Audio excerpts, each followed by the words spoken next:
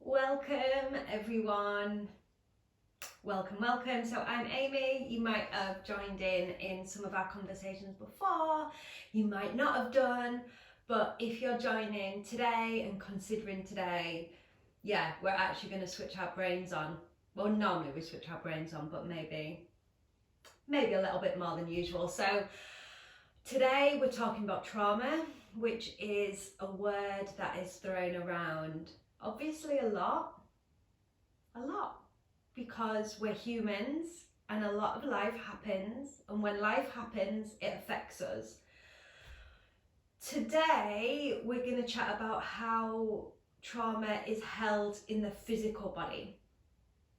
And the way that I'm coming to that is as a mover, as a dancer, as a massage therapist, energy worker, body worker, human person and worker, whatever that kind of means. So I'm coming in with a lot of direct experience on exploring within my own body, within students, or with students and with clients as well.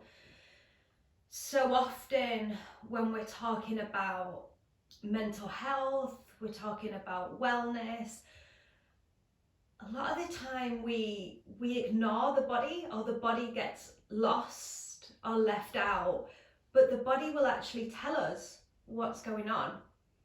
A lot of the time it's the physical body that displays our symptoms, and normally long after the cause of the symptom, the potential trauma has happened.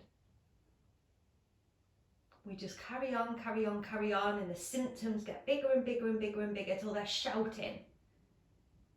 Our physical body is shouting, look at me, help me, support me, etc. Okay, so if we just look at, like I say today, on a physical level, trauma is held in the nervous system and in our fascia. Okay, so nervous system and fascia are the holding points for challenging situations, for traumatic experiences, for things that happen within our life that at that time we cannot manage.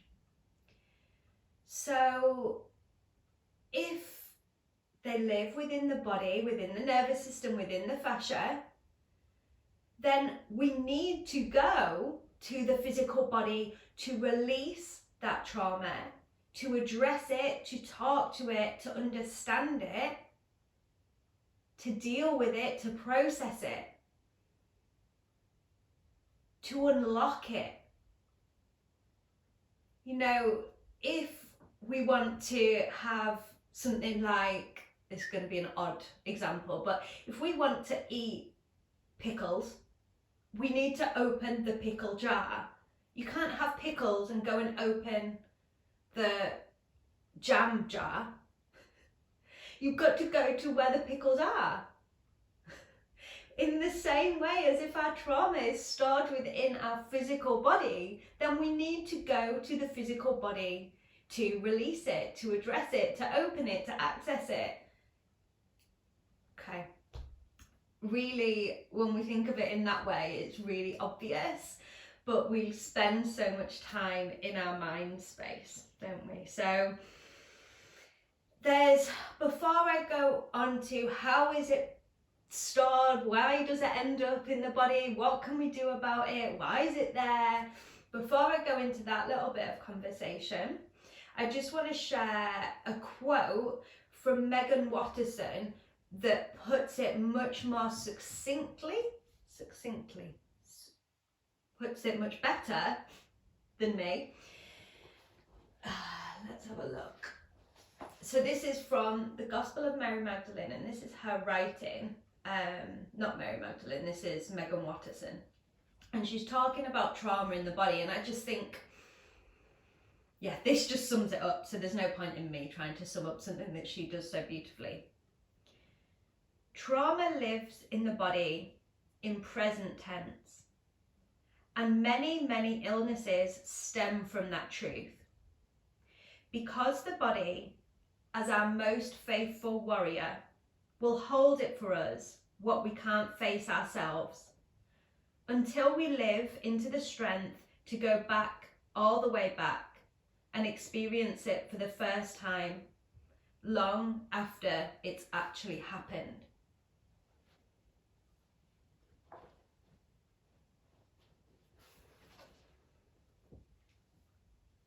So what Megan Watterson is saying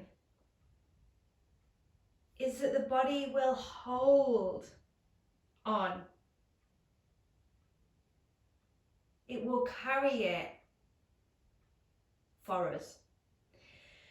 And she uses a really interesting word as well. She uses the word live. Until we live into it. Often we say we need to lean into our emotions. We need to lean into this, which is absolutely true. Sometimes we need to have this sense of we're just going to lean into it so that we can listen to it, we can feel it, we can experience it. But what Megan Watterson is saying is actually it's an embodied, a physical living into that experience, so that we can fully come back to the fascia and the nervous system to begin the process of unpacking. She just puts it much better than me, so I'm very grateful for that. Okay, so on a simple level, in a way that I like to think about it for myself, students and clients, what am I talking about when we're saying trauma lives, or is held, trauma is held in the body? So the first part of this is whatever the trauma is. So trauma is a challenging situation that the body at the time cannot process.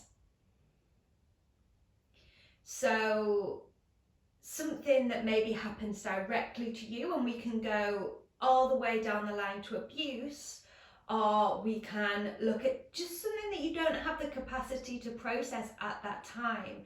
The nervous system and the body goes, oh, I don't know what to do with this. I don't know how to process it. Okay? This may be something that's directly happened to you personally, but it may be something that's happened in your environment. We are not separate from our environment. So it may be something you've witnessed. It may be something that you have felt.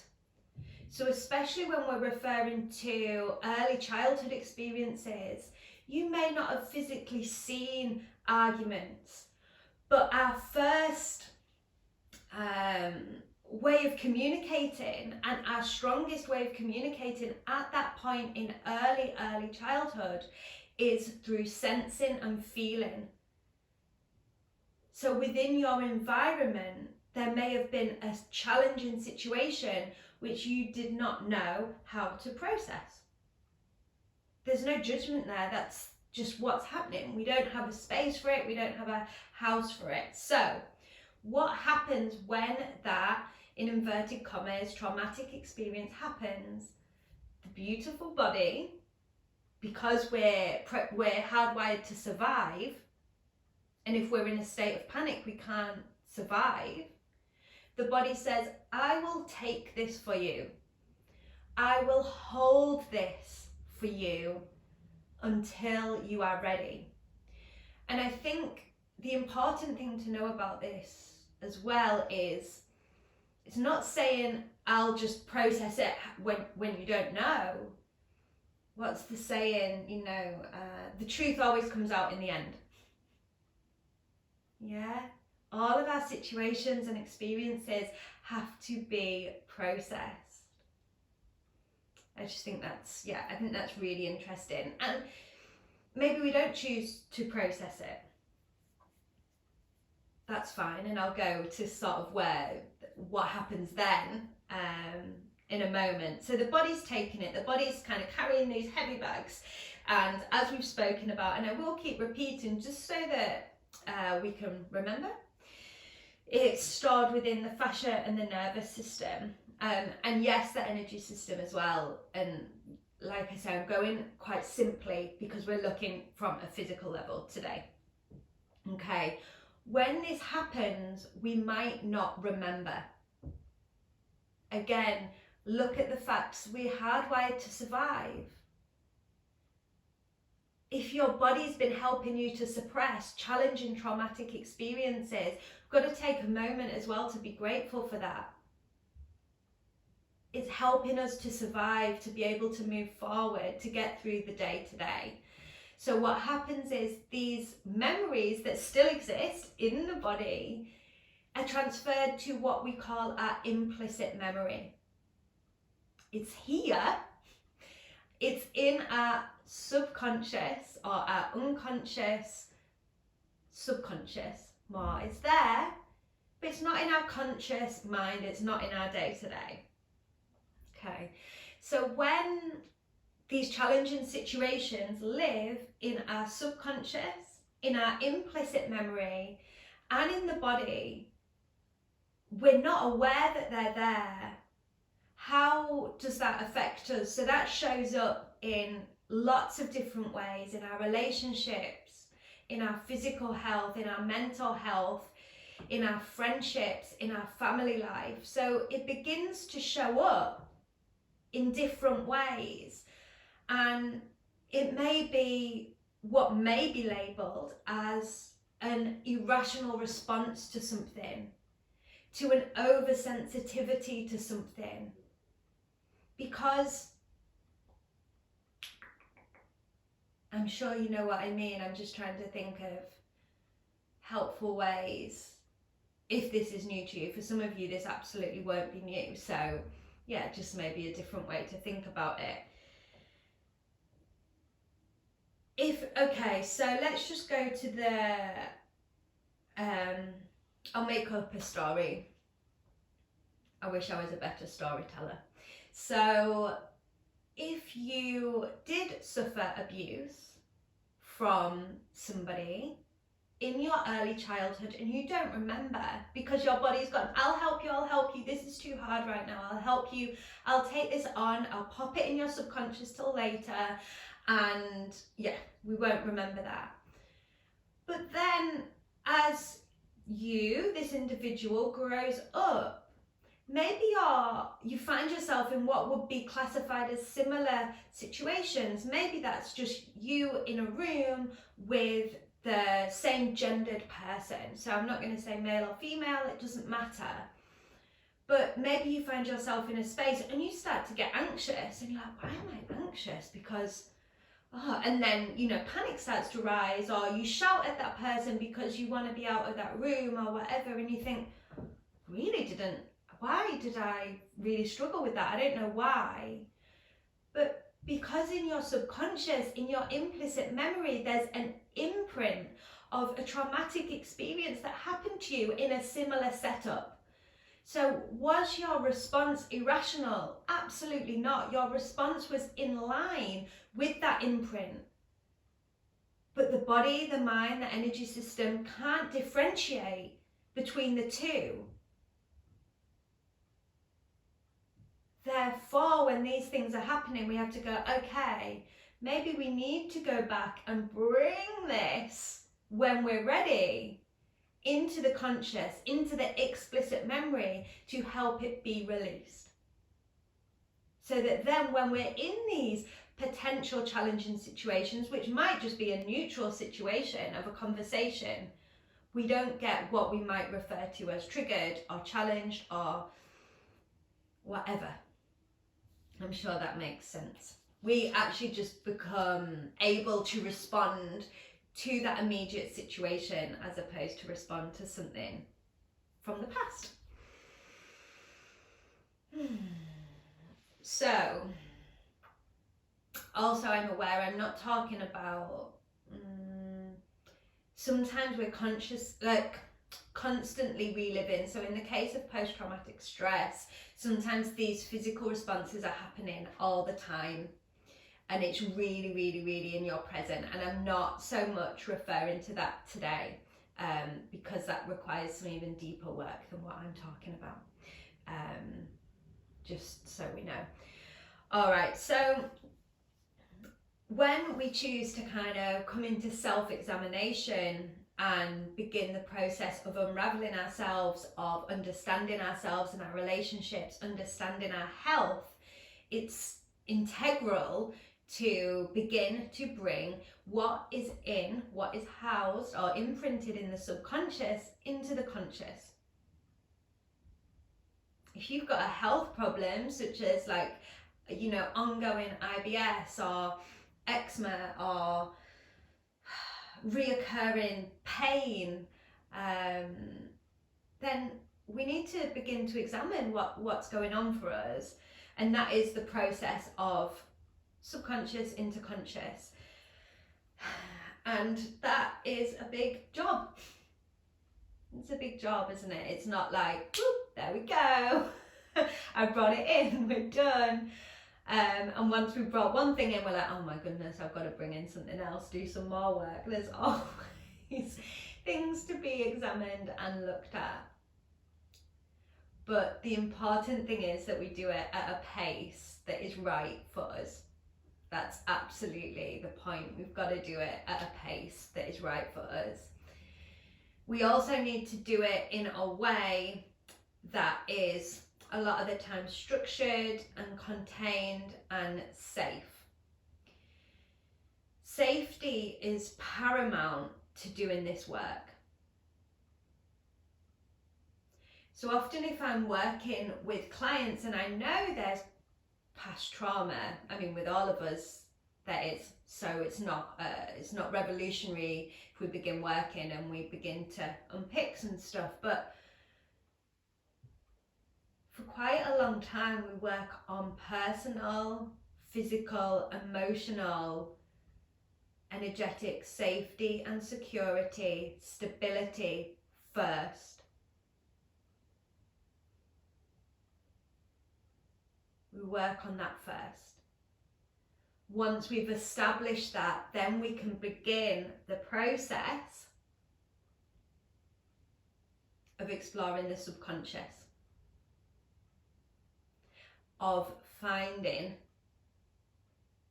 these experiences and transforming them and learning their medicine, releasing or putting boundaries in, whatever it might be. But safety first. And you can 100% do all of this on your own. You can do it on your own. But I would suggest working with an experienced practitioner. I would. And if you don't want to, not if you don't want to, for me, it's not about diving straight into the subconscious. It's not about that. And that's not really actually what we're talking about today. We're talking about body first. So if we want to loosen this jar, this nervous system and fascia, we want to loosen it to kind of start to release what needs to go or what needs to be examined, then there's a few physical techniques and therapies that I would recommend. They are really simple.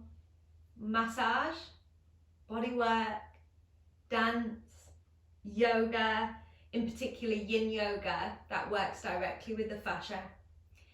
These physical, holistic, therapeutic modalities work with the physical body and also by default the energy body to do that loosening.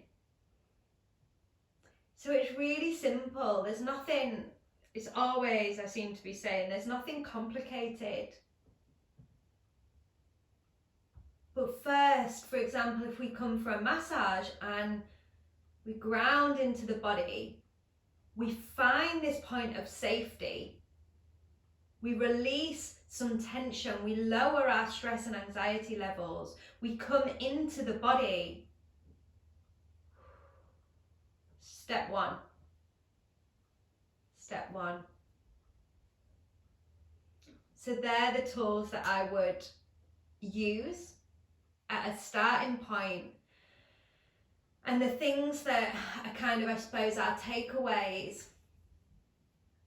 from this is just that reminder that if trauma is held in the physical body, We must come to the physical body to release it. We cannot bypass the physical body. We are not separate from the body. Not separate. Our body holds so many secrets and stories and medicine because it's showing you what's going on. Where there's a block of energy, it's showing you where there's some upset. It's showing you what needs to be looked at. And equally to that, when we tune into the body, we can see what feels good. And it's what feels good, honestly, truthfully good, is where our wellness exists.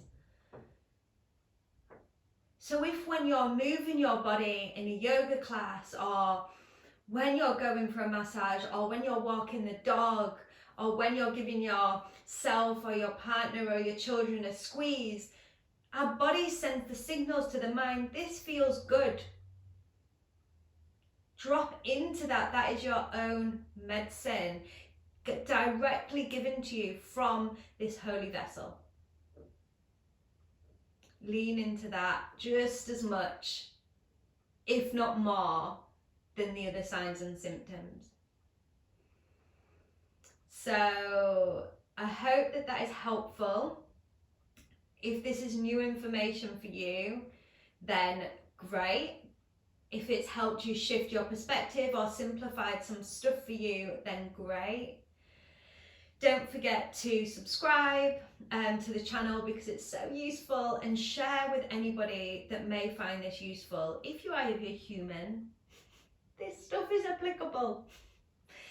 All right, so have a gorgeous rest of your day, and I will chat and consider with you all very soon.